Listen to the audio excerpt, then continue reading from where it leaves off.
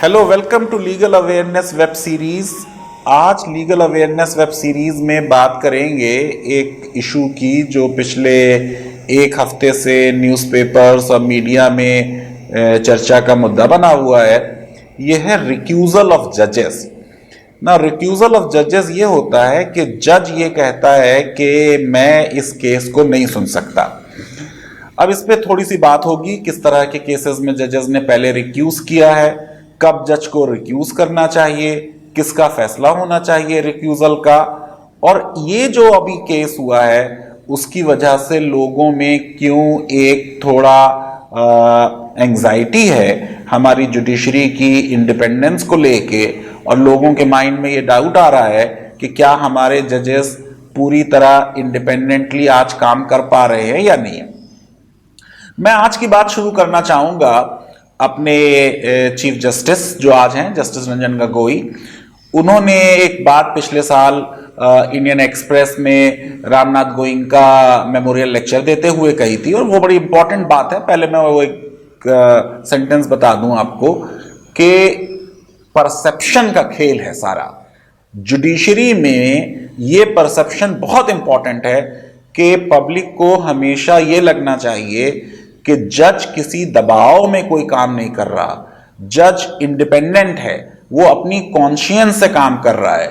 तो परसेप्शन की हर जगह इंपॉर्टेंस है, लेकिन जुडिशरी के काम में परसेप्शन की इंपॉर्टेंस बहुत ज्यादा है, क्योंकि उसमें जजेस की क्रेडिबिलिटी, कोर्ट की लिजिटिमेसी, ये सब इन्वॉल्व होती हैं। अब जुलाई 12, 2018 को ये लेक्चर दिया था जस्टिस रंजन गोगोई ने, जो अब चीफ जस्टिस हैं, और उन्होंने कहा था कि नॉइजी जजेस are the first line of defence of democracy. Noisy जजेस जनतंत्र की पहला रक्षा पंक्ति हैं। फिर उन्होंने आगे इसी लेक्चर में कहा कि जजेस शुड बी फियर्सली इंडिपेंडेंट, सिर्फ इंडिपेंडेंट नहीं, फियर्सली इंडिपेंडेंट। और उन्होंने जो सेंटेंस कहा वो बहुत रेलिवेंट हो गया है इस केस के बारे में। उन्होंने कहा, civil liberties have nothing to fear from judiciary alone, they will have to fear everything from the union of judiciary with either of the two branches. सिर्फ कोर्ट से, जजेस से मौलिक अधिकारों को, मौलिक अधिकार के लोगों को कोई डर नहीं है, लेकिन अगर न्यायपालिका कार्यपालिका से या विधायिका से, संसद से मिल जाए तो फिर उनको हर बात से डरना चाहिए। अगर आज वो यूनियन हो गई है, मेरी उम्मीद है और मेरी इच्छा है और मैं सोचता हूं कि ये बिल्कुल गलत बात होगी। जजेस इंडिपेंडेंट हैं, इंडिपेंडेंट रहेंगे, लेकिन अगर रिमोट पॉसिबिलिटी भी उस यूनियन की नजर आ रही है तो वो बहुत फ्राइटनिंग है, बहुत डराने वाली है। अब ये जो केस है, ये गौतम नवलखा का केस है। उन्होंने बॉम्बे हाई कोर्ट में पिटीशन दी थी कि जो उनके खिलाफ एफआईआर हुई है भीमाकोरे गांव में जो वायलेंस हुई उसके बारे में, और उनके मायोइस्ट लिंक्स के बारे में, उसको क्वैश कर दिया जाए। बॉम्बे हाई कोर्ट ने उसे क्वैश नहीं किया। अब ये बॉम्बे हाई कोर्ट के डिसीजन के अगेंस्ट अपील में सुप्रीम कोर्ट आए। 5 जजेस की बेंचेस इसमें इस केस से हट गई। अभी जस्टिस रविंद्र भट्ट हट गए, सीजेआई खुद हट गए। गो के सीजेआई के हटने की एक माकूल वजह थी, उन्होंने कहा मैं अयोध्या के केस पे कंसंट्रेट करना चाहता हूं, तो वो बात बिल्कुल सही थी।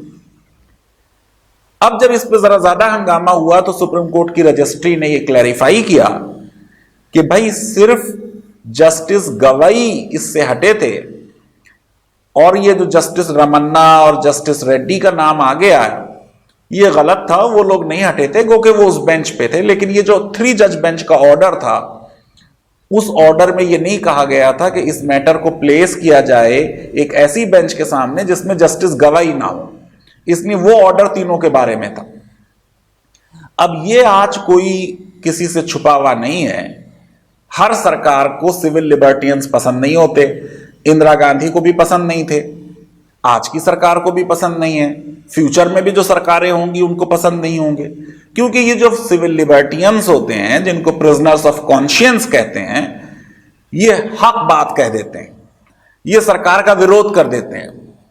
तो ये सबको मालूम है कि जो सिविल लिबर्टियंस हैं और उनके मैटर्स हैं, सरकार को ये अच्छा नहीं लगेगा अगर उनके खिलाफ केसेस हट जाएं।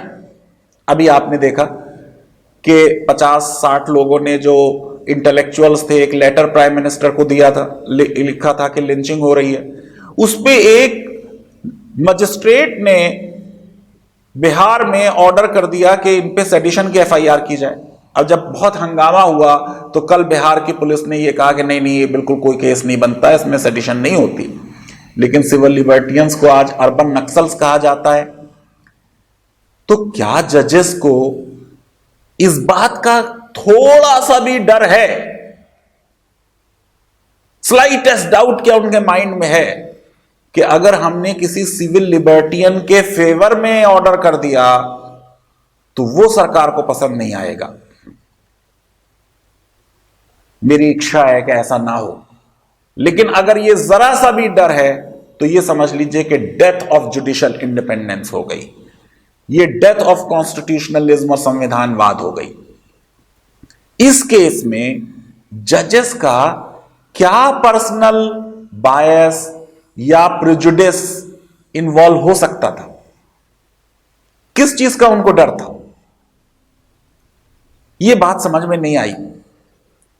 इधर जिस तरीके से सुप्रीम कोर्ट ने और हाई कोर्ट ने हैबियस कॉर्पस केसेस देखे, या जिस तरह से स्लो प्रोग्रेस रही एब्रोगेशन ऑफ 370 की पेटिशंस को सुनने में, अब तो खैर सुनने जा रहे हैं 14 नवंबर को, अच्छी बात है वो, उससे हमारी कोर्ट जो दुनिया की सबसे पावरफुल कोर्ट थी, उसके बारे में लोग लिखने लगे हैं कि क्या ये कोर्ट कुछ कमजोर हो गई है, क्या ये कोर्ट जो है इंडिपेंडेंट रही नहीं लग रही है।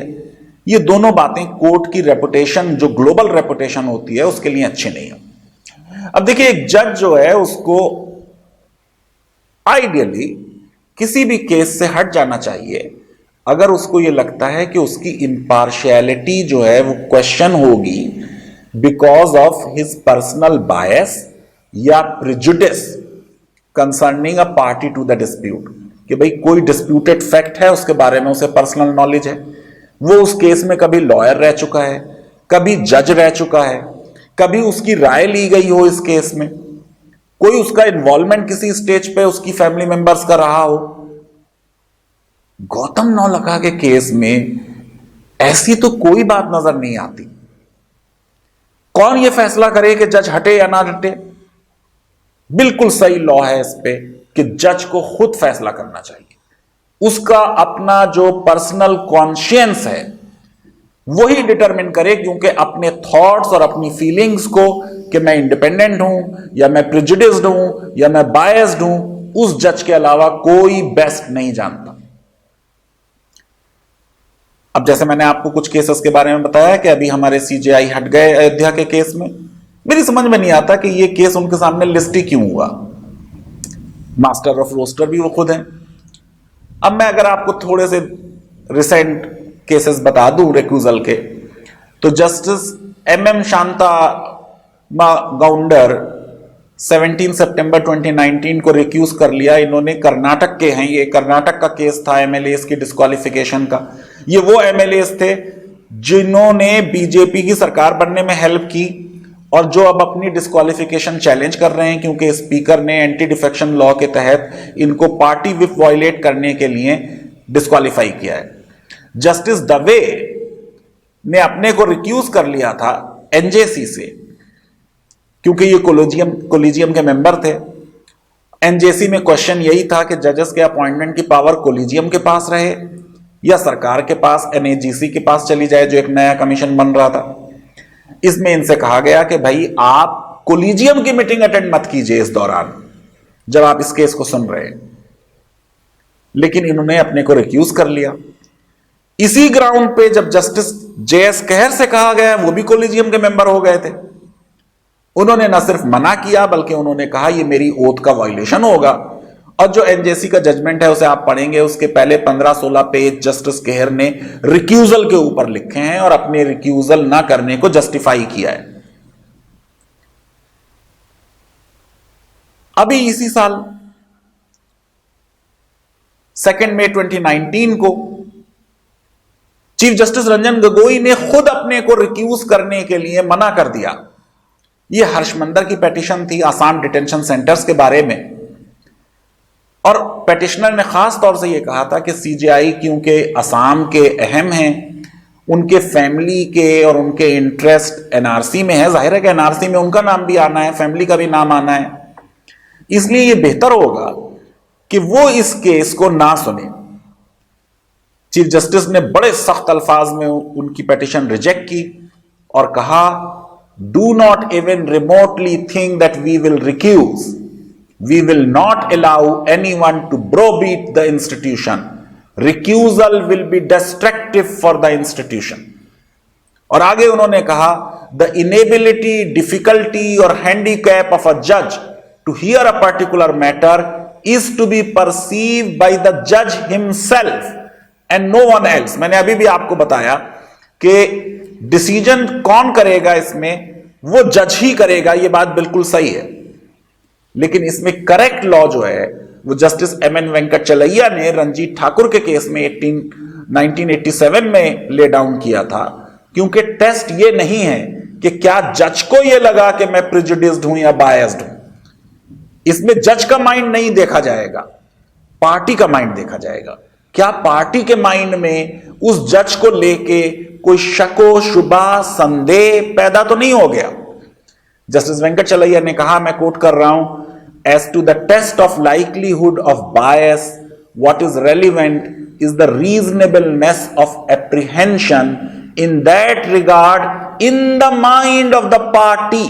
Underline, the proper approach for the judge is not to look at his own mind and ask himself, however honestly, am I biased, but to look to the mind of the party before him।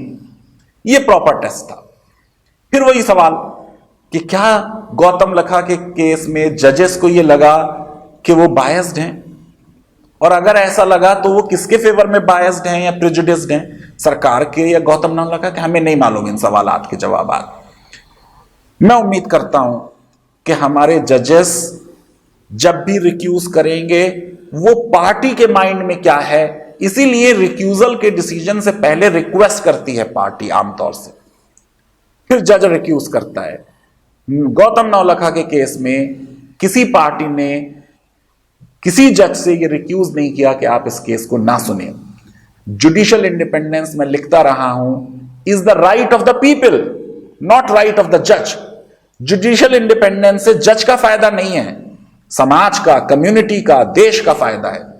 मुझे विश्वास है कि हमारे सारे जजेस independent हैं, उनको किसी से डर नहीं है, वो किसी का फेवर नहीं करते, और उन्होंने तो ओथ ली है कि हम जो भी फैसले करेंगे वो विदाउट फियर और फेवर करेंगे। लीगल अवेयरनेस वेब सीरीज आपको पसंद आती है तो मेरी रिक्वेस्ट है कि आप हमको ट्विटर पर, फेसबुक पे फॉलो करें, हमें सब्सक्राइब करें और इस वीडियो को ज्यादा से ज्यादा लोगों से शेयर करें। थैंक यू वेरी मच, बहुत बहुत शुक्रिया, धन्यवाद।